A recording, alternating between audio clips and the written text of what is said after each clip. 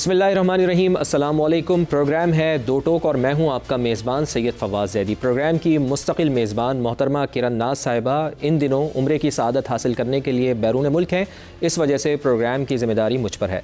नाज़रीन, बड़ा अहम सवाल कि इमरान खान के बेटों को पाकिस्तान आने से बरतानवी हुकूमत ने क्यों रोका। साबिक़ क्रिकेट कैप्टन्स की इमरान खान के हक़ में मुहिम तेज़ हो गई है और क्या पीसीबी ने स्काई स्पोर्ट्स को धमकी भी दी है। क्रिक इन्फो के मुताबिक पीसीबी ने इमरान खान के बेटों का इंटरव्यू स्काई स्पोर्ट्स पर रोकने की कोशिश की, लेकिन ऐसा ना हो सका। पाकिस्तान क्रिकेट बोर्ड ने लॉर्ड्स में दूसरे टेस्ट के दौरान लंच ब्रेक में इमरान खान के बेटों कासिम और सुलेमान खान का इंटरव्यू नशर करने पर स्काई स्पोर्ट्स के खिलाफ बाज़ाब्ता अब शिकायत भी दर्ज करवा दी है। बरतानवी अखबार गार्डियन के मुताबिक स्काई स्पोर्ट्स ने शिकायत मौसूल होने की तस्दीक भी की है और इस पर तबसरा करने से इनकार भी कर दिया है।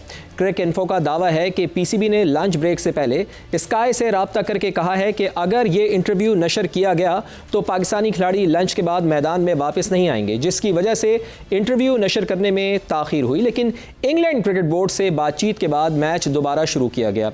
इससे पहले इंटरव्यू लेने वाले माइकल एथरटन समेत 21 साबिक़ क्रिकेट कप्तानों ने वज़ीर आज़म मियां मोहम्मद शहबाज शरीफ को ख़त लिखकर इमरान खान को जेल में मुनासिब तिब्बी सहूलियात फराहम करने का मुतालबा किया था।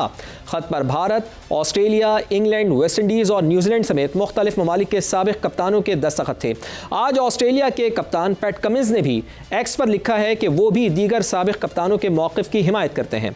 पाकिस्तानी साबिक़ कैप्टन्स जावेद मियांदाद और रमीज़ राजा के भी इमरान खान के हवाले से बयानात सामने आए हैं। इसी दौरान इमरान खान के बेटों ने पीसीबी को एक और इंटरव्यू दिया है, जिसमें उन्होंने वालिद की सेहत पर शदीद तशवीश का इजहार करते हुए दावा किया है कि उन्हें गुज़िश्ता तकरीबन 10 माह से मुकम्मल तन्हाई में रखा गया है और अहले खाना और वकला से मुलाकात भी नहीं करवाई गई। इमरान खान को एक मामूली तिब्बी मुआयने के बाद दोबारा जेल मुंतकिल कर दिया गया। उनकी सेहत के बारे में दुरुस्त मालूमात हासिल करना मुश्किल बना हुआ है। इमरान खान के बेटों ने कहा है कि उनके वालिद एक मजबूत इंसान हैं। उनके दबाव, ब्लड प्रेशर बढ़ने और दिल की धड़कन तेज होने की शिकायत सुनना मामूल की बात नहीं है। सूरत हाल पर वो बहुत फिक्रमंद हैं। इमरान खान के बेटों ने बताया है कि साबिक़ बरतानवी हुकूमत, जिसमें केयर स्टारमर और डेविड लेमी शामिल थे, उन्होंने पाकिस्तान जाकर अपने वालिद से मुलाकात की कोशिश ना करने का मशवरा दिया था, लेकिन अब उन्हें सिक्योरिटी से मुताल्लिक़ खदशात की भी परवाह नहीं है और वो सिर्फ़ और सिर्फ अपने वालिद से मिलकर ये इत्मीनान करना चाहते हैं कि वो किस हाल में हैं। उन्होंने उम्मीद का इजहार किया है कि अगर वो पाकिस्तान आए तो नए सेक्रेटरी खारजा उन्हें मदद फराहम करेंगे। हुकूमत पाकिस्तान का मौक़िफ़ इस हवाले से वाज़ेह है कि वज़ीर इत्तलात के मुताबिक कासिम और सुलेमान बैरून मुल्क मुक़ीम पाकिस्तानियों के लिए जारी किए जाने वाले शनाख्ती कार्ड्स के ज़रिए पाकिस्तान आ सकते हैं और अपने वालिद से मुलाकात भी कर सकते हैं। तो इस सारी सूरत हाल पर बात करेंगे। हमारे साथ मुअज़्ज़ज़ मेहमान मौजूद हैं। पाकिस्तान मुस्लिम लीग नवाज़ से ताल्लुक़ है जनाब हुज़ैफ़ा रहमान साहब का, आपको बहुत बहुत प्रोग्राम में खुशामदीद। इसी तरह सहर कामरान साहिबा, पाकिस्तान पीपल्स पार्टी से आपका ताल्लुक़, आपको भी प्रोग्राम में खुशामदीद करता हूँ। और हमारा साथ देंगे पाकिस्तान तहरीक इंसाफ से मलिक शफ़क़त आवान साहब। आप तमाम मुअज़्ज़ज़ मेहमानों का बहुत बहुत शुक्रिया प्रोग्राम में ज्वाइन करने के लिए। तो गुफ्तगू का आगाज़ हुज़ैफ़ा रहमान साहब से करते हैं। हुज़ैफ़ा साहब, इमरान खान के साहिबजादों का कल एक इंटरव्यू नशर हुआ है, जिसके बाद बरतानवी मीडिया ने रिपोर्ट किया है कि पीसीबी ने इस इंटरव्यू के नशर होने पर एतराज़ उठाया है। बाकायदा शिकायत भी दर्ज कराई गई है, बल्कि खिलाड़ियों को मैदान में ना भेजने की धमकी तक दी गई है। आखिर ये सब कुछ क्या हुआ और क्या आप इसकी तस्दीक कर सकते हैं कि पीसीबी ने कोई राब्ता किया था स्काई स्पोर्ट्स से? देखिए, दो बातें हैं। बहुत शुक्रिया एक तो आपका कि इस अहम तरीन और हसास तरीन मौजू के लिए हुकूमत का मौक़िफ़ जानने के लिए मुझे मदऊ कर रहे हैं। पहली गुजारिश तो ये है कि ये एक बरसा बरस से एक असूल रहा है। हम खुद भी लॉर्ड्स के मैदान में मैच देखने जाया करते थे, मुझे याद है। और अगर हम उर्दू में कोई तहरीर लिख कर ले जाया करते थे, वो बाकायदा कोई ना कोई बंदा तलाश कर लेकर आते थे कि इस उर्दू की तहरीर की वो ट्रांसलेशन करे और देन वो जाकर लॉर्ड्स की मैनेजमेंट को बताए। अगर वो कोई सियासी बयान हो तो फौरी तौर पर या उसको खत्म करने का कहते थे या आपको स्टेडियम से बाहर भेज दिया करते थे। ये क्रिकेट की तारीख में पहली मर्तबा हुआ कि कुछ लोगों ने मैनिपुलेट किया, कुछ लॉबी ने मैनिपुलेट किया कि लोग क्रिकेट देखने आए हैं, क्रिकेट की बात कर रहे हैं और आपने उस मैच के नशियात के दौरान जो है कमेंटेटर ने पहले जिक्र किया, फिर इस तरीके से स्काई स्पोर्ट्स ने, ज़रा स्काई स्पोर्ट्स पूरी दुनिया में सबको जो है लैंडिंग राइट्स देता है जहां पर मैच हो रहे होते हैं, जिस मुल्क को जो है वो मुल्क लेना चाहे, पाकिस्तान को देता है, हिंदुस्तान को देता है, बरतानिया को इवन के देता है। तो ऐसी सूरत हाल में मेरे इल्म में नहीं है कि पीसीबी का इस पे ऑफिशियली मौकफ जो है वो क्या आया है, लेकिन हमारा सियासी जमात के ऐसे मौकफ है कि क्रिकेट के मैदान को आपने सियासत ने हमेशा दूर रखा है, लेकिन अब आपके पास चूंकि मजबूत लॉबी मौजूद है, आपके पास अरब डॉलर खर्च करने की, चूंकि आपके पास लॉबिस्ट फर्में मौजूद हैं, तो उन लॉबिस्ट फर्म्स के जरिए आप जो आपके पास आपका ससुराल है, उनके जरिए आप असरअंदाज होकर खेल के मैदान में भी सियासत को ले आए। लेकिन ये तो साबिक कप्तानों का ये पूरा एक मामला है ना, उन्होंने ख़त एक तहरीर किया है, वज़ीर आज़म पाकिस्तान को भी ये ख़त लिखा है, तो इसका लॉबिंग फर्म से क्या ताल्लुक़ है हुज़ैफा साहब? नहीं, देखिए बात यह है कि साबिक कप्तानों को भी मैनेज करना या साबिक पार्लियामेंटेरियन को या हाउस ऑफ लॉर्ड्स के मेंबरान को या इवन के प्रेसिडेंट ट्रंप के करीबी तरीन मुशीरान से मीटिंग्स करना, ये सारा वही कंटिन्यूशन है जो कि पहले लॉबिस्ट फर्म से स्टार्ट हुई। पहले आपने मीडिया को मैनिपुलेट किया, मुख्तलिफ जरीदों के अंदर पाकिस्तान के खिलाफ आपने खबरें लगवाई, मुख्तलिफ आपने आर्टिकल्स पब्लिश कराए, ह्यूमन राइट्स की वायलेशन का प्रोपेगेंडा किया, और अब जब वो सारी चीजें काम ना आ सकी तो अब आप क्रिकेट को बता। अच्छा, लेकिन इसका मतलब तो ये हुआ, आप ये कह रहे हैं कि जो साबिक कप्तानों की जानिब से खुतूत लिखे गए वो सब लॉबिंग का हिस्सा है? ये बिल्कुल बगैर लॉबिंग के मुझे आप ये बताएं कि क्या इन साबिक कप्तानों को आप मेरे साथ 1-on-1 इंटरव्यू करवा लें और मैं इनसे पूछूं कि एक बंदे को एक तोशा खाना है जिसके अंदर उसने पोजीशन ऑफ ट्रस्ट का गलत इस्तेमाल किया, अदालतों ने चोरी में सजा दी, तो क्या आप अपने मुल्क में इस तरह की सजा पर क्या खत लिखेंगे? मुझे, मैं लिख कर देता हूँ, पीछे हट जाएंगे, वो बताएंगे जी हमें तो ये बताया गया था कि इंसानी हकूक की वायलेशन हो रही है, फैमिली को मिलने नहीं दिया जा रहा। और लेकिन ये तो चले, ये तो बैरूनी कप्तान हो गए ना हुज़ैफा साहब, ये तो बैरूनी कप्तान हो गए, जो हमने बताया भी अपने इंट्रो में कि कौन कौन से ममालिक के कप्तान इसमें शामिल हैं, लेकिन इसमें तो पाकिस्तानी कप्तान भी शामिल हैं। जावेद मियांदाद रो रहे हैं, रमीज़ राजा बात कर रहे हैं, तो क्या वो भी इस लॉबी का हिस्सा है, इस लॉबिंग का हिस्सा है? नहीं, मैं समझता हूँ रमीज राजा साहब हों या जावेद मियांदाद साहब हों, ज़ाहिर सब की पॉलिटिकल सोच भी होती है, अंदर से पॉलिटिकल एफिलिएशन भी होती है, बानी तहरीक इंसाफ के साथ लोग खेलते भी रहे हैं, तो लामहला इनका झुकाव मौजूद है। मैं लेकिन ये जरूर समझता हूँ कि इन सब दोस्तों को ये चाहिए कि खेल को और सियासत को अलग-अलग रखें, और अगर आपने कोई बानी तहरीक इंसाफ का फायदा करना है तो कोई अच्छे वकील खड़े करें और उन वकीलों को कहें कि मुकदमा झूठा साबित करें। तो वही काम हुआ कि भुट्टो साहब को जब मौत के केस में अदालत लाया जाता तो हफीज पिरजादा कहते थे कि अगर भुट्टो को फांसी दी तो हुमालिया रोएगा, पेशी पड़ जाती थी। लेकिन बात ये है ना हुज़ैफा साहब, बात ये है कि वो जो साबिक कप्तान है, मैं एक मेरा नुक्ता ले लो, मेरा पॉइंट ले लो ना सर, एक पॉइंट ले मेरा, आपके पॉइंट में बात रह जाएगी बीच में। जी, आपके नाज़रीन सुनना चाहेंगे। तो भुट्टो साहब को दूसरी पेशी पर लाए तो उन्होंने कहा भुट्टो को अगर फांसी दी तो लोग खुद सोजियां करेंगे। तो भुट्टो साहब ने हफीज पिरजादा को बुलाया और कहा कि अदालत को ये बताओ कि मैं 109 में इन्वॉल्व नहीं हूं, ताकि मेरी जान छूट जाए। तो ये साबिक कप्तानों को ये बताना है कि ये बताएं अदालतों को कि बानी ने चोरी नहीं की, ये खतूत ना लिखें। सही। अच्छा चलें, अब तो सारा मामला हो गया ना, लेकिन मुझे तो ये तो बताएं ना कि सुप्रीम कोर्ट ने जो अहकामात दिए हैं उसके ऊपर अमल दरामद आप क्यों नहीं कर रहे? सुप्रीम कोर्ट ने वाज़े तौर पर अहकामात दिए हैं कि आप उनका इलाज कराएं, आप उनको सरकारी अस्पताल लेकर चले जाते हैं। सुप्रीम कोर्ट की जानिब से कहा गया कि आप उनके बच्चों से बात कराएं, आप उनके बच्चों से उनकी बात नहीं करवाते। तो फिर आप जब सुप्रीम कोर्ट के अहकामात पर अमल दरामद नहीं कर रहे, वो तो साबिक कप्तान सिर्फ वज़ीर आज़म से ये मुतालबा कर रहे हैं कि जो सुप्रीम कोर्ट के अहकामात हैं उनके ऊपर आप अमल दरामद कर ले, तो ऐसा क्यों नहीं किया जा रहा आपकी जानिब से? जी बहुत शुक्रिया फवाद साहब। गुजारिश ये है कि एक तो सुप्रीम कोर्ट के अहकामात पर लेटर स्पिरिट में अमल दरामद किया जाएगा। हमारी एक रिव्यू पिटीशन पेंडिंग है, उससे पहले जो चीजें हम समझ सकते थे कि डेंजर टू लाइफ है किसी इंसान की, तो हमने उनका बेहतरीन इलाज भी कराया, उनका चेकअप भी कराया। 2 मुलाकातें हुई हैं सुप्रीम कोर्ट के ऑर्डर के बाद। दोनों मुलाकातों में बानी तहरीक इंसाफ ट्रैक सूट में आए, जॉगर्स पहने हुए थे।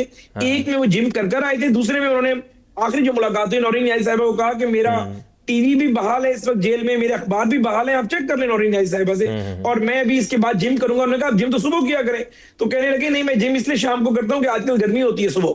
तो गुजारिश ये कि लेकिन ये बात तो किसी को भी नहीं पता, तो आपको कैसे पता? नौरीन नियाज़ी ने तो ये बात किसी को नहीं बताई, आपको कैसे पता? नहीं, ये बड़ी अहम बात है। नौरीन नियाज़ी साहिबा ने बात जिसको बताई है उन्होंने मुझे बताई है। अच्छा, उन्होंने किसको बताई? उन्होंने किसको बताई? मैं वो बता रहा हूँ जी। मैं गुजारिश ये है कि ना मैं किसी भी तरह की बगिंग, ना किसी की सीक्रेट गुफ्तगू मैं ऑफ द रिकॉर्ड या ऑन द रिकॉर्ड सुनने का कायल ही नहीं हूं।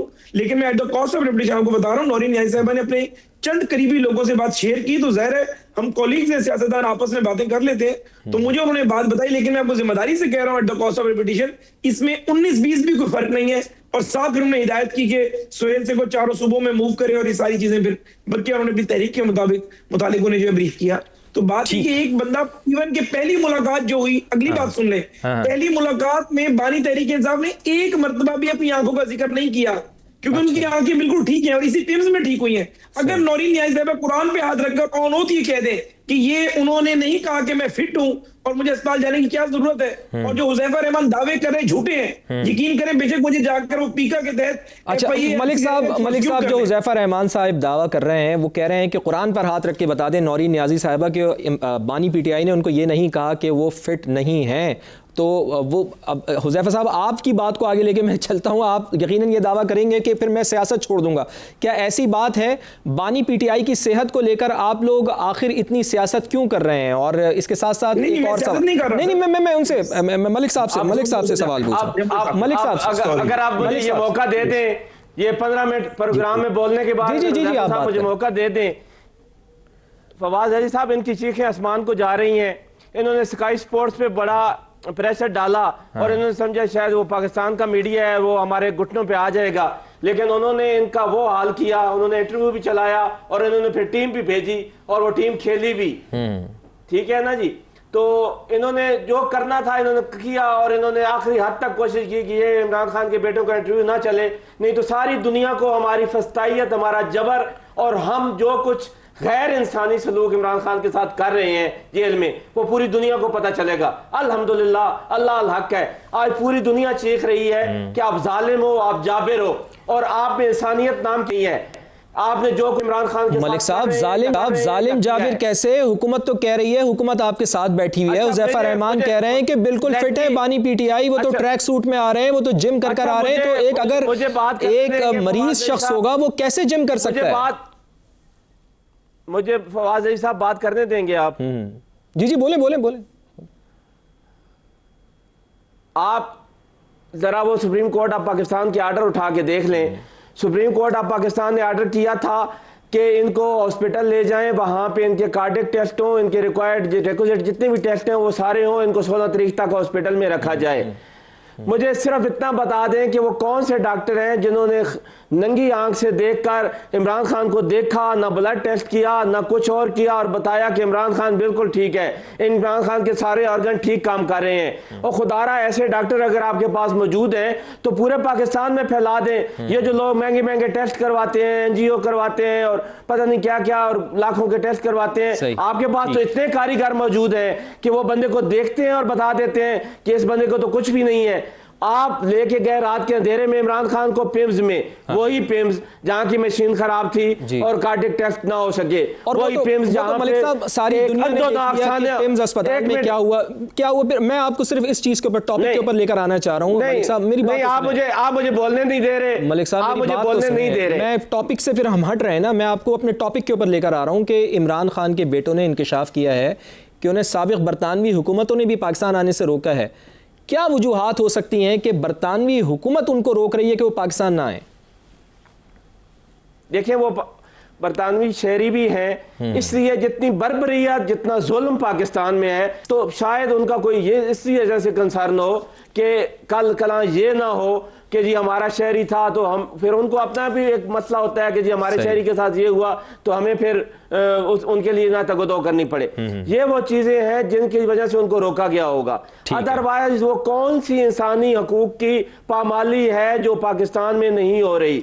वो चादर चारदीवारी से लेकर इमरान खान की सेहत तक, आप जितने भी कोई इंसानी बुनियादी हकूक हैं उनकी क्लियर कट वायोलेशन हो रही है। नुक्ता आ गया आपका पॉइंट आ गया। मलिक साहब, आप ये कह रहे हैं कि इमरान खान के हवाले से इंसानी हकूक की पामाली हो रही है। जी फवाद अली साहब, इस तरह नहीं, अगर आप बुलाएंगे तो फिर बराबर टाइम देंगे। मैंने आपको बराबर टाइम दिया है। मैं आपकी बात से ही आप जरा टाइम चेक करें, मैं अभी उनका तीसरा ऐसा भी नहीं बोला। मैं आपकी बात को आगे लेके बढ़ रहा हूं। मैं आता हूं, नहीं बोला। हमारा दुख बड़ा है, आपका दुख बड़ा है, आपकी बात सुन भी रहे हैं और आपका मौक़िफ़ भी हम आवाम के सामने भी रख रहे हैं, लेकिन हमारे जो मोअज़्ज़ज़ मेहमान हैं नहीं रखने दे रहे। नहीं तो मैं इनको मुकम्मल तौर पे इनकी पॉलिसी को नंगा करके रख देता कि कितने ये जालिम, कितने जाबिर हैं और किस जुल्म के साथ ये इमरान खान के साथ डील कर रहे हैं। चलें, और आज आपका पॉइंट आ गया कि जुल्म हो रहा है, जबर हो रहा है, लेकिन इस जुल्म और जबर के हालात का डट कर मुकाबला कर रहे हैं आपके बानी पीटीआई। आपका मौक़िफ़ सामने आ गया। सहर कामरान साहब, आपको भी शामिल गुफ्तगू करूंगा। फरमाइएगा कि इमरान खान साहब के बेटों का मौक़िफ़ है कि उन्हें पाकिस्तान आने के लिए वीज़ा इसलिए नहीं दिया जा रहा कि शायद हुकूमत को डर है कि वो पाकिस्तान आकर इमरान खान की रिहाई मूवमेंट का हिस्सा नहीं बन जाएं। आपको लगता है कि हुकूमत वाकई इस हवाले से कुछ खौफज़दा हो गई है, खौफ का शिकार दिखाई दे रही है, इस वजह से वो रोक रही है उनके बेटों को पाकिस्तान आने के लिए? जी बहुत शुक्रिया फवाद। देखें, बात यह है कि औलाद का और वालिदैन का जो ताल्लुक़ होता है, अगर आपके पास रास्ता है, अगर आपके पास नाइकॉब कार्ड है, अगर आप उस पर सफ़र कर सकते हैं, तो आप किसी इजाज़त के तलबगार क्यों हैं? आप आएँ, अपने वालिद से मिलें, आप जो है उसकी सेहत के बारे में आगाही हासिल करें। आप जो है दूर बैठ के, यानी इतना अरसा हो गया, अगर हम इस बात की बात करते हैं कि जी वो कैद हैं या उनके मुकदमात हैं, तो भाई पैरवी करने के लिए, उनका साथ देने के लिए उनके बेटे उनके साथ क्यों नहीं खड़े हैं? आप सियासत में हिस्सा ना लें, अपने वालिद के साथ तो आके खड़े हो ना। दूसरी बात ये कि देखें, जहाँ तक कि सेहत का और इलाज का मामला है, यकीनन ये हर एक का फंडामेंटल राइट है और मैं किसी वाक़े को दूसरे वाक़े से नहीं जोड़ना चाहती, मगर बहुत अफसोस होता है और बहुत दुख होता है कि हमने जो भी एक डेमोक्रेटिक पॉलिटिकल स्पेस हासिल की थी, उसको कॉम्प्रोमाइज़ तो खुद इमरान खान साहब ने किया ना। क्या वो उन्हें अपनी न्यूयॉर्क की तकरीर याद है? क्या उन्होंने जो है दूसरी जमातों की जो है किसी से बात करना पसंद किया? उनकी ख़वातीन को उन्होंने बख्श दिया? किस तरीके से फरियाल तारपुर साहिबा को ईद की रात जो है वो 12 बजे के बाद जो है पॉलीक्लिनिक से हस्पताल मुंतकिल किया गया, जो जेल मैनुअल है उसको वायलेट किया गया। लेकिन बात यही है ना, पीटीआई ये कहती है कि जो उनसे गलतियां हुई, तो क्या वही गलतियां आप भी दोहराएंगे, उसका बदला लेंगे, उनके साथ भी ऐसा ही करेंगे? नहीं, बिल्कुल नहीं, बिल्कुल नहीं, बिल्कुल। देखिए फवाद, मैं ये कहती हूँ, उसके कत्ल पे मैं भी चुप था, मेरा नंबर अब आया है, मेरे कत्ल पे आप भी चुप हैं, अगला नंबर आपका है। ये एंड होना होगा। देखिए, ये हुकूमत को, अगर कोई शख्स बीमार है, मैंने पहले ये बात की है कि फंडामेंटल राइट्स को प्रोटेक्ट करना बहुत ज़रूरी है, लेकिन जब हम सियासी बात करते हैं, जब इल्ज़ाम तराशी करते हैं, तो ज़रूर नज़र डालनी चाहिए। मैं तो आज भी समझती हूँ कि तहरीक इंसाफ जो है एक फ़ाल किरदार, एक मुस्बत किरदार अदा करे, पार्लियामेंट में कायमा कमेटियों में फ़ाल हो। ये जो इन्होंने खुद एक स्पेस क्रिएट किया ना कि आपने चलती हुई असेंबलियां डिसॉल्व कर दी, आप छोड़ के चले गए। और नहीं, ये बहुत अच्छी बात आपने की सहर कामरान साहब, बहुत अच्छी बात की, और इसको मैं भी इंडोर्स करूंगा कि आपने बिल्कुल दुरुस्त बात की कि चाहे किसी का भी मामला हो, चाहे कोई भी हो, सेहत के मामले के ऊपर कोई सियासत नहीं होनी चाहिए। अगर इलाज होना है बानी पीटीआई का, तो उनका बाकायदा सुप्रीम कोर्ट ऑफ पाकिस्तान के ऑर्डर की रोशनी में ही इलाज होना चाहिए। चूँकि प्रोग्राम में हमने आगे भी बढ़ना है और बड़ा अहम सानहा, बहुत ही अंधोनाक सानहा हुआ है कि सानहा पिम्स हुआ है, उसके हवाले से भी हमने गुफ्तगू करनी है। 3 दिन गुजर गए हैं नाज़रीन, लेकिन अब तक मालूम नहीं हो सका है कि नर्सरी में आग कैसे लगी थी, मासूम फूल जैसे बच्चे शहीद हो गए, कोई ज़िम्मेदार नहीं है, कोई ज़िम्मेदारी लेने के लिए तैयार नहीं है। वज़ीर आज़म की जानिब से जो कमेटी बनाई गई थी, 48 घंटे में उसको रिपोर्ट पेश करना थी, वो रिपोर्ट भी अभी तक पेश नहीं हुई है।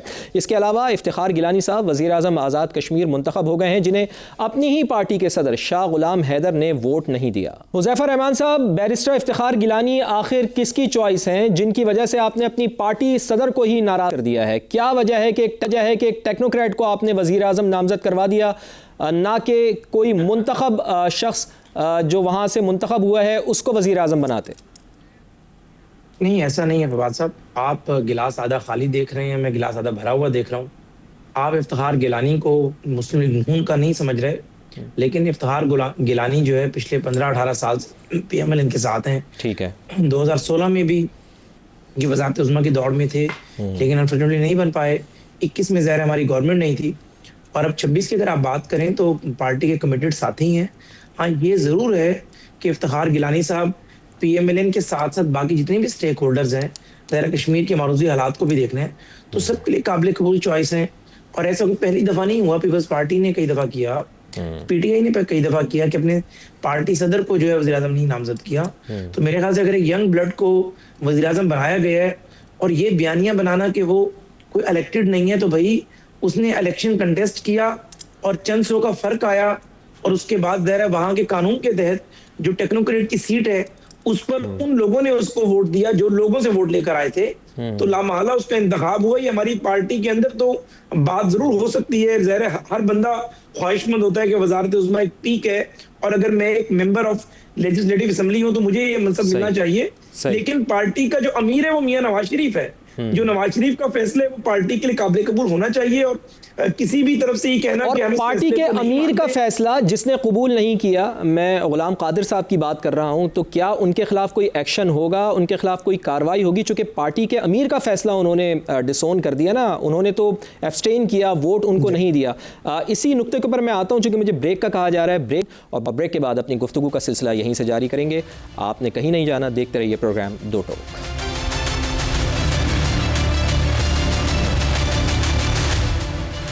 प्रोग्राम में एक बार फिर खुशामदीद। हुज़ैफ़ा रहमान साहब, क्या किसी किस्म की कोई कार्रवाई होगी शाह गुलाम कादिर के हवाले से, वो कि आपने उनको ये ओहदा देने की कोशिश की कि सदर उनको बना दिया जाए, उसको भी उन्होंने रिफ्यूज़ कर दिया है, क्या कार्रवाई होगी उनके खिलाफ?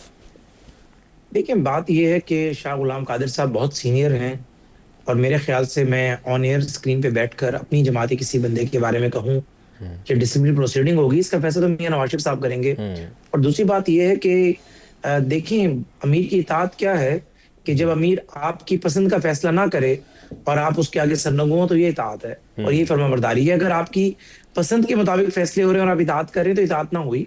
तो उनके बारे में क्या फैसला होगा ये मियां नवाज शरीफ करेंगे, और मियां साहब का ही फैसला है। और मियां साहब बहुत बड़े दिल के आदमी हैं, बहुत चीजों को नजरअंदाज भी करते हैं। तो चलिए अब देखते हैं कि शाह साहब के हवाले से मियां मोहम्मद नवाज शरीफ क्या फैसला करते हैं। तो मलिक साहब, आप ये फरमाइएगा कि नई हुकूमत बनने से पहले नून लीग के अंदर ही इख्तलाफात पैदा हो गए हैं, क्या हुकूमत आज़ाद कश्मीर के चैलेंजेस को हल कर पाएगी? इतने बड़े बड़े चैलेंजेस का सामना है हमें तो कश्मीर में।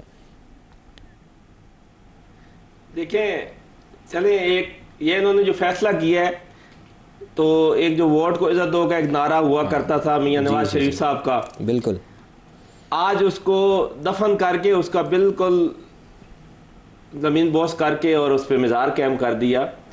कभी ये भी आपने देखा है कि एक शख्स 2021 में इलेक्शन लड़ा, हार गया, आवाम ने रिजेक्ट कर दिया।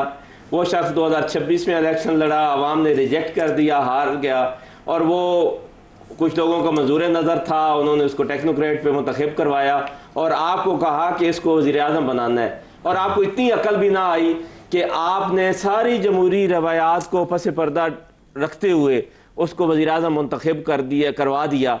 अब मुझे तो उन लोगों पे हंसी आ रही है और रोना भी आ रहा है कि जिन लोगों ने उसको वोट किया, कि एक शख्स जिसको आवाम ने रिजेक्ट किया हुआ है पिछले 2 दफ़ा से, आप उसको वज़ीर-ए-आज़म बना रहे हैं। तो ये जो मंतक है ये नून लीग की हो सकती है, ये जो जमहूरियत है ये नून लीग की हो सकती है, और इस तरह के फैसले सिर्फ नून लीग ही कर सकती है। कोई दूसरी जमात इस तरह के फैसले मेरे ख्याल में नहीं कर सकती। और आने वाले दिनों में इस फैसले का ये देखेंगे कि इन पे क्या असर होगा। कि आप जब देखें एक जमहूरी रवायात से हट के, नहीं, आप ये कह रहे हैं कि जमहूरी रिवायात से हटकर ये फैसला हुआ है, लेकिन हुज़ैफ़ा रहमान साहब इसको मानने के लिए तैयार नहीं है। वो तो कह रहे हैं कि जमहूरी रिवायात में इस तरह की मिसालें पहले भी मिलती हैं, साहब की तो ड्यूटी पहले भी मिलती हैं। लेकिन जो आप बात कर रहे हैं ना मलिक साहब, आप जो बात कर रहे हैं वही पॉइंट में ज़रा अब सहर कामरान साहिबा से ही पूछ लूँ। सहर कामरान साहिबा, जैसा कि मलिक साहब भी कह रहे हैं और ज़बान ज़द आम है, सहाफ़ियों का भी ये दावा है कि इफ्तिखार गिलानी साहब को वज़ीर-ए-आज़म बनाने के लिए नून लीग की क़यादत पर दबाव था। आप भी इस मौक़िफ़ को ऐसे ही देखती हैं या आपकी क्या राय है इसके ऊपर? देखिए, बात यह है कि फवाद में तो ये तो नून लीग का अपना अंदरूनी फ़ैसला है कि वो मुंतखब जो है अपने मेंबर को बनाना चाहते हैं वज़ीर आज़म, या जिसको अवाम ने रिजेक्ट कर दिया उसको बनाना चाहते हैं। इसका जवाब तो उन्होंने अपने मेंबरान को देना है, अपनी जमात को देना है। मुझे जो तहफ़्फ़ुज़ात हैं वो उस पूरे इलेक्टोरल प्रोसेस के ऊपर है कि जिस तरीके से कश्मीर एक कितना सेंसिटिव इशू है और इस पूरे प्रोसेस को मुतनाज़ा बनाया गया। पहले 2 वज़रा के जो बयानात थे उनको लेके, और उसके बाद फिर फेजेस पे इलेक्शंस कराए गए, ये कह के जी सिक्योरिटी के नाम पे फेजेस में इलेक्शंस हो रहे हैं, फिर सिक्योरिटी भी मेंटेन ना हुई। और देखें प्री पोल रिगिंग से लेके जो है during the poll rigging and post poll rigging, तो ये नज़र आ रही है सामने चीज़ें। ये कोई अच्छे मैं समझती हूँ कि नहीं है प्रेसिडेंट्स जिनको अप्रिशिएट किया जाए, और ये शायद इनको अपने अंदर एक जवाबदेही करनी होगी, और आवाम तो पूछेंगे ही कि कश्मीर जैसे बिल्कुल आपने सही कहा कि आवाम तो पूछेंगे, आवाम तो सवाल करेंगे, और ये एक बहुत बड़ा चैलेंज भी होगा नून लीग के लिए कि अब वो इक़्तिदार किस तरह से चलाती है आज़ाद कश्मीर के अंदर, और जो इफ्तिखार गिलानी साहब से उम्मीदें हैं अमीर लीफ को क्या वो उन पर पूरा उतरते हैं।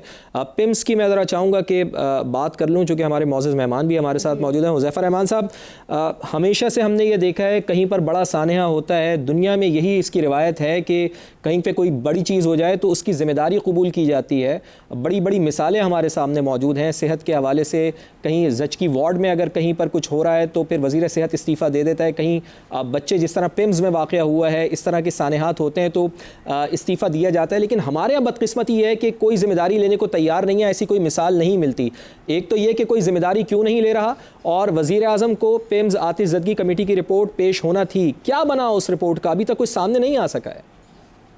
देखिए फवाद साहब, चूंकि आपने डायरेक्टली पूछ लिया कि कोई जिम्मेदारी नहीं ले रहा, तो मैं वो शख्स हूँ कि किसी का सब्र नहीं समेटना चाहिए। सबसे पहले अगर किसी शख्स ने जिम्मेदारी कबूल की, वो आया कि डायरेक्टली इन्वॉल्व भी नहीं था, उसका नाम मुस्तफा कमाल है, और उसने वज़ीर आज़म साहब से कहा सुबह 10-11 बजे ही, वाकई घंटे 2 बाद ही, कि अगर आप समझते हैं तो मैं जो है अपनी ये जिम्मेदारी कबूल करता हूँ और आगे कंटिन्यू नहीं करता। तो लेकिन वज़ीर आज़म साहब ज़ाहिर समझते हैं कि उन्होंने खुद देखना है कि इसमें कौन कौन जिम्मेदार, कितना जिम्मेदार है। और पीएम साहब ने जो पहली मीटिंग ली, जब वो सेटिस्फाई नहीं हुए कुछ सवालों के जवाबात पर, तो उन्होंने सेक्रेटरी को सस्पेंड किया। अभी जो इंक्वायरी कमेटी है उसकी सिफारिशात जो है वज़ीर आज़म साहब के पास मेज़ पे पहुंच गई होंगी या कुछ घंटों में पहुंच जाएंगी, और उसके बाद आप देखेंगे कि वज़ीर आज़म साहब किसी भी चीज़ को खातिर में लाए बगैर जो है जो भी रॉन्ग डोर होगा उसके खिलाफ एक्शन होगा। और चाहे वो कोई ईडी हो, जो अस्पतालों को डायरेक्ट देख रहे हैं, जो वजीर हैं उनका इस्तीफा उन्होंने कबूल नहीं किया, लेकिन सेक्रेटरी को उन्होंने बरतरफ कर दिया, ना ही पिम्स के डायरेक्टर को उन्होंने बरतरफ किया। सेक्रेटरी का क्या आखिर कसूर? देखिए बात यह है कि किसी भी मिनिस्ट्री का रूल्स ऑफ बिजनेस में कस्टोडियन सेक्रेटरी होता है, और ज़ाहिर सेक्रेटरी ने ही प्रिंसिपल अकाउंटिंग ऑफिसर भी सेक्रेटरी होता है, तमाम बजट उसके पास होता है। अगर एक सेक्रेटरी 4 या 5 किलोमीटर, यानी इदारे के सरबराह की कोई जिम्मेदारी नहीं है। नहीं, देखिए मैं वही उसी पे आ रहा हूँ। देखिए इदारे के सरबराह के खिलाफ एक्शन वज़ीर आज़म ने नहीं लेना, इदारे के सरबराह के खिलाफ एक्शन सेक्रेटरी ने लेना है। ईडी लगाया हुआ है किसी को तो सेक्रेटरी ने लगाया हुआ है, तो वज़ीर आज़म साहब ने सेक्रेटरी के खिलाफ एक्शन लेकर नया सेक्रेटरी लगा दिया, कमेटी बना दी। वो कमेटी जो अपनी रिकमेंडेशन देगी, इंडिपेंडेंट उसमें लोग हैं, उसमें जो भी यानी कमेटी की जो सिफारिशात होगी उस पर अमल दरामद होगा। चूंकि मुझे ब्रेक की तरफ जाना है, सहर कामरान साहिबा कुछ ऐड करना चाह रही हैं, बहुत कम वक्त रह गया, प्लीज़ ऐड कर दें बस।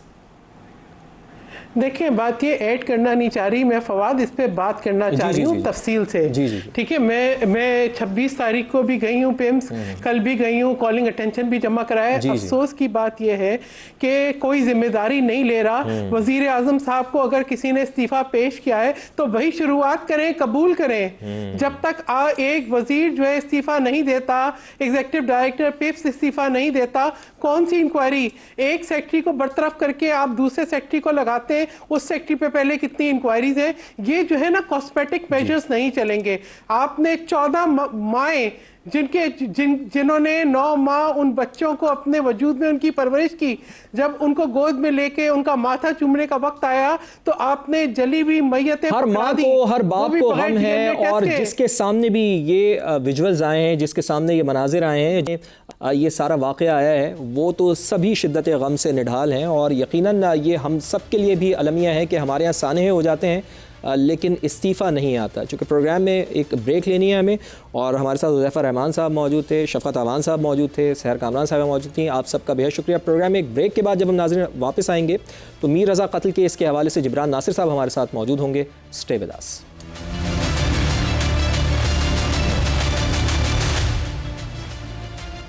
प्रोग्राम में एक बार फिर खुशामदीद। मीर रज़ा कत्ल केस के हवाले से अब हम बात करते हैं, और इस कत्ल के बाद उनके लवाहिकीन जो होने वाली तहकीकात हैं, जुडिशल कमीशन का क़याम भी हुआ है, किस हद तक वो उससे मुतमईन दिखाई देते हैं।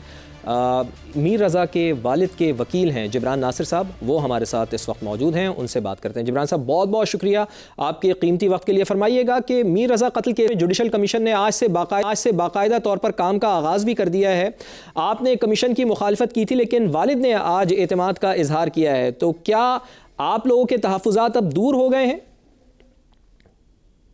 देखिए, हमने पहले भी एक बात की थी, वो आज भी हमारा मौक़िफ़ है और वही मौक़िफ़ आज जुडिशल कमीशन ने भी रखा है अपने सामने कि केस की तफ्तीश करना उनका काम नहीं है। उनको जो TORs दी हैं उसके तहत वो फैक्ट फाइंडिंग करेंगे, जिसमें प्राइमरीली जो चीज़ है वो ये सामने आएगी कि क्या केस की तफ्तीश जो है वो कानून के मुताबिक और ज़िम्मेदाराना और पेशावराना तरीके से हो रही है, और दूसरा ये कि क्या अब तक जो तफ्तीश हुई है उसमें मुजरमाना गफलत या जानबूझ के दानिस्ता तौर पे कोई मुजरमाना इकदाम किसी पुलिस अफसर या किसी और सरकारी अफसर से हुए हैं जिन्होंने केस को कवर अप करने की कोशिश की हो। या जुडिशल कमीशन ने खुद वाजे किया कि कातिलों को ढूंढना, चार्जशीट बनाना, केस की एक्चुअल तफ्तीश करना, मुजरमान को सामने लाना, वो इन्वेस्टिगेशन टीम का काम है। तो हमारी JIT की डिमांड आज भी अपनी जगह है और वैसे ही है, मगर जुडिशल कमीशन जो अपने TORs के तहत फैक्ट फाइंडिंग करना चाहती है वो करे। उन्होंने खुद भी आज वाजे कर दिया कि केस की तफ्तीश को जो है वो नहीं किसी तरीके से इन्फ्लुएंस करेंगे। तो ये कम्युनिकेशन जो सिंध हुकूमत की तरफ से बार बार की जा रही थी कि जी किस लिए बन रहा है जुडिशल कमीशन। अच्छा जिब्रान साहब, सिंध हुकूमत ने इस केस में, जी हाँ, जो नई तफ्तीशी टीम बनाई थी उसको भी अब 2 हफ्तों से जायद हो चुके हैं। कुछ बताया है कि वो कहाँ तक पहुंचे हैं, क्यों अभी तक कातिल सामने नहीं आ सके? देखिए, उन्होंने हमें क्या बताना है, उन्होंने अदालत को जो बताया है पिछली पेशी पे, जब एक मुल्जिम की बेल की दरख्वास्त की और वो मुल्जिम भी खुद साख्ता मुल्जिम है जो कि अभी तक पुलिस के मुताबिक उन्होंने किसी को इस केस में मुकदमे में नामजद नहीं किया है और अभी तक उनको कोई ऐसा सुराख नहीं मिला है। अब वो मिला नहीं है या ढूंढना नहीं चाहते या उस तरफ देख नहीं रहे जिस तरफ खानदान इशारा कर रहा है, या उन सवालों के जवाब नहीं ढूंढ रहे जो बार बार खानदान उठा रहा है। इसीलिए एक ट्रस्ट डेफिसिट भी पैदा हो चुका है और जिस केस के अंदर IG की सतह तक एक मौक़िफ़ पहले इख्तियार कर लिया हो कि ये केस सुसाइड का है और इस वजह से पार्टिजन हो गया हो पूरा डिपार्टमेंट, तो इसलिए बहुत मुनासिब और ज़रूरी है और बुनियादी हक है लवाहिकीन का, मुद्दई का, कि बाकी जो लॉ एनफोर्समेंट एजेंसीज हैं उनके ऊपर तश्कील देके पुलिस के साथ एक JIT तश्कील दी जाए और वो जो है जॉइंटली इस केस को इन्वेस्टिगेट करें। अच्छा जिब्रान साहब, अब सवाल ये है, जो आपकी बातों से मैंने नतीजा अखज़ किया, वहाँ पे ये सवाल ये बनता है कि ख़ानदान आखिर किस तरफ इशारा कर रहा है और क्या नई टीम भी इस केस को खुदकुशी की तरफ लेकर जाती हुई नजर आ रही है? आपको भी ऐसा ही लगता है? नई टीम किस तरफ लेते हुए जाती नजर आ रही है ये वो आपको खुद बेहतर बताएंगे। हमें तो वो ये कहते हैं कि नहीं जी हम खुदकुशी को इन्वेस्टिगेट नहीं कर रहे, मगर जब गवाहों को बुलाते हैं तो गवाहों को कहते हैं कि हाँ जी हम अभी भी खुदकुशी के एंगल को देख रहे हैं। और जहां तक हम इशारा कर रहे हैं कि जो CCTV फुटेज हमें नहीं दिखाया जा रहा या जो CCTV के अंदर कुछ मशकूक गाड़ियां या मोटरसाइकिलें नजर आ रही हैं या जो उसके फोन के साथ छेड़खानी की गई है उसकी वफात के बाद उसके अकाउंट्स में लॉगिन किया गया है, या वो जिनसे आखिरी एप्पल का फोन इस्तेमाल करते हुए आए मैसेज से राब्ते में था, इन तमाम तर चीजों के जवाब अभी तक सामने नहीं आ रहे। कुछ हो सकता है इस बुनियादों पे नहीं आ रहे कि जिन कंपनी से डेटा मांगा है वहां पे कुछ ताखीर हो, मगर कुछ इस बुनियादों पे नहीं आ रहे कि जानबूझ के जो है वो CCTV वहां पे इकट्ठा ही नहीं किया गया, जानबूझ के पहले 15 दिन जियो फेंसिंग नहीं की गई, जानबूझ के सारे CDRs इकट्ठे नहीं किए गए। यानी कि क्या मीर रजा के सोशल मीडिया अकाउंट्स या iCloud रिकवर हो सकता है? क्योंकि ये भी कहा जा रहा था कि अगर मखसूस मुद्दत में ये नहीं हुआ तो फिर बाद में बहुत ज्यादा मुश्किल हो जाएगी रिकवरी। देखिए जी, आप उनको एक रिक्वेस्ट भेजते हैं जिसके बाद आप उनसे कहते हैं कि आप इस डेटा को प्रिजर्व कर दें, अपने पास सेव कर लें जब तक आप हमारी रिक्वेस्ट के ऊपर अमल दरामद कर रहे हैं। तो वो रिक्वेस्ट भी जो है हमने ड्राफ्ट असिस्ट करने के लिए तफ्तीशी टीम को बना के दिया और उनको बताया कि कहाँ कहाँ कौन सी ईमेल एड्रेस के ऊपर कौन कौन सी कंपनी को आपने ईमेल करना है, और वो पुलिस ने हमें आगाह किया कि जी उन्होंने वो चीजें सेंड कर दी हैं। तो अब हमें उम्मीद है कि इसको अगर प्रॉपरली फॉलो किया जाएगा तो वो डेटा जो भी रिकवर हो सकता है, जो भी पॉसिबल है, एप्पल की अपनी पॉलिसी और बैन अवी कानून और एक बहुत ही तशवीशनाक बात, जमहूरी माशरे में ऐसा बिल्कुल भी नहीं होना चाहिए लेकिन ऐसा हुआ है। जिब्रान साहब, इंसाफ दिलाने के लिए जो नौजवान एहतजाज कर रहे थे मीर रज़ा को, उनके खिलाफ भी FIR दर्ज हो गई है। किसके कहने पर आखिर ये हुआ है और क्या कुछ गिरफ्तारियां भी हुई हैं? कुछ बता सकते हैं आप इस हवाले से हमें? देखिए, वो सरकार ने FIR की है, पुलिस के अपने अफसरान ने अपनी मुद्दईयत में FIR काटी है, तो डेफिनेटली सिंध पुलिस और सिंध हुकूमत की जानिब से ये इकदाम लिया गया है जिसकी खानदान मजम्मत करता है, चूंकि क्या एक डिमांड कर रहे हैं, एक कानून की पासदारी डिमांड कर रहे हैं ना, कानून की अमल दरामद ही डिमांड कर रहे हैं। जो पुलिस इस वक्त इस केस के अंदर तफ्तीश नहीं कर रही, उसी को फाल होने की डिमांड कर रहे हैं, रूल ऑफ लॉ की डिमांड कर रहे हैं, लॉ एंड ऑर्डर की डिमांड कर रहे हैं। इन जायज मुतालबात के ऊपर अगर आप उनको डिटर करेंगे, उनको डराएंगे, खौफजदा करेंगे या हिरासा करेंगे FIR की शक्ल में या गिरफ्तारियों की शक्ल के अंदर, तो फिर हम वही बार बार सवाल होगा कि आप कौन सा वो सच है जो दबाना और छुपाना चाह रहे हैं रोज़े अव्वल से जो इस केस से जुड़ा हुआ है। क्योंकि ये बात हम सबके सामने आया है कि अगर ये नौजवानों की तहरीक ना इस केस के साथ जुड़ी होती और मीडिया आप लोग अपना हक ना अदा कर रहे होते, तो अब बहुत से केसेस जी आते हैं चलते हैं अदालत में, मगर वो गुम हो जाते हैं, उनको दबा दिया जाता है, तफ्तीश में रुला दिया जाता है, खानदानों को डरा दिया जाता है, उनकी आवाज को दबा दिया जाता है। तो ये नौजवान जो है आवाज बने वालिदैन की, मीडिया आवाज बना है वालिदैन की, जिसकी यकीनन नौजवान अगर खड़े नहीं होते और मीडिया अपना किरदार अदा नहीं करता तो फिर इस केस को भी आगे नहीं बढ़ता हुआ हम देख पाते। बहुत बहुत शुक्रिया। मारूफ वकील जबरान नासिर मौजूद थे और जो मीर रज़ा कत्ल केस के हवाले से अभी तक की इन्वेस्टिगेशन है, अभी तक जो तहकीकात हुई हैं उस पर अदम एतमाद का इजहार कर रहे थे। प्रोग्राम का वक्त ख़त्म हुआ चाहता है। नाज़रीन, अपने मेज़बान फवाद ज़ैदी को कल तक के लिए इजाज़त दीजिए। इंशाअल्लाह आपसे मुलाकात होगी कल, तब तक के लिए अल्लाह ने के बाद।